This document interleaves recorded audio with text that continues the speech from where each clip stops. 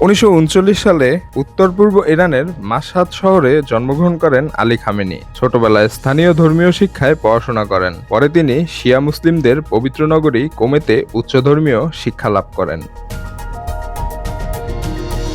1962 সালে তিনি আয়াতুল্লাহ খোমেনির ধর্মীয় আন্দোলনে যোগ দেন। শাহ মোহাম্মদ রেজা পাহলভির বিরোধিতা করতে শুরু করেন। সরাসরি বিক্ষোভে অংশ নেন এবং কয়েকবার গ্রেফতারও হন। খামেনি মূলত খোমেনির ইসলামী ভাবধারা অনুসরণ করতেন এবং তার রাজনৈতিক দৃষ্টিভঙ্গি মূলত সেই ভাবধারার উপর নির্ভর করত।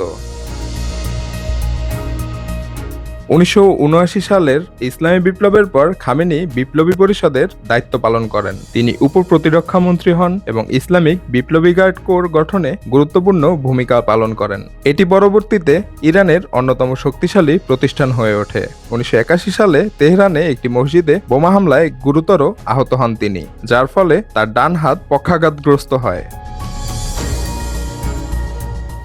রাষ্ট্রপতি মোহাম্মদ আলী রাজাই হত্যার পর খামেনি ইরানের প্রেসিডেন্ট নির্বাচিত হন। তিনি 8 বছর প্রেসিডেন্ট পদে থাকেন। ওই সময় তৎকালীন প্রধানমন্ত্রী মীর হোসেন মুসাভির সঙ্গে নানা মতবিরোধ দেখা দেয় তার, কারণ খামেনি মনে করতেন মুসাভি অতিরিক্ত সংস্কারের চেষ্টা করছেন।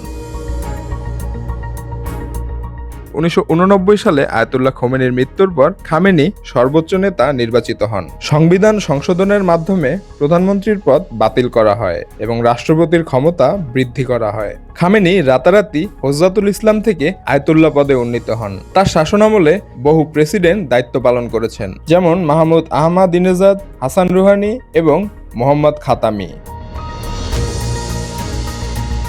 খাতামি পশ্চিমা বিশ্বের সঙ্গে সম্পর্ক স্বাভাবিক করতে চেয়েছিলেন, কিন্তু খামেনি তার উদ্যোগে বাধা দেন। আহমাদিনেজাদ সরকারে অর্থনীতি ও বৈদেশিক নীতি নিয়ে খামেনির সঙ্গে বিরোধ দেখা দেয়। 2009 সালের বিতর্কিত নির্বাচনের পর গণবিক্ষোভ ও দমন অভিযান ঘটে। খামেনি তীব্র আন্দোলন দমনের নির্দেশ দেন।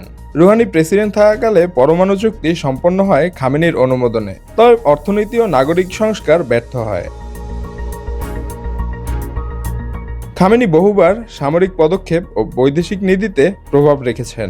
2020 সালে যুক্তরাষ্ট্রের ড্রোন হামলায় তার ঘনিষ্ঠ মিত্র জেনারেল কাসেম সুলাইমানি নিহত হন।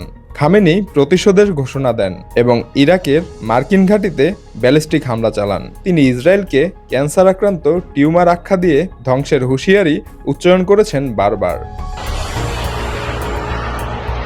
যুক্তরাষ্ট্র ও ইসরায়েলের হামলায় খামেনি, তার মেয়ে, জামাই, নাতি ও একজন পুত্রবধূ নিহত হয়েছেন। প্রায় 40 ইরানি কর্মকর্তা এই হামলায় মারা গেছেন। দেশজুড়ে 40 দিনের শোক ঘোষণা করা হয়েছে। আয়াতুল্লাহ আলী খামেনির জীবন দীর্ঘ, রাজনৈতিকভাবে প্রভাবশালী এবং ইরানের ইতিহাসে তিনি একটি গুরুত্বপূর্ণ চরিত্র হিসেবে চিহ্নিত। তার রাজনৈতিক ও সামরিক সিদ্ধান্তগুলো আজও ইরানের উপর প্রভাব ফেলছে।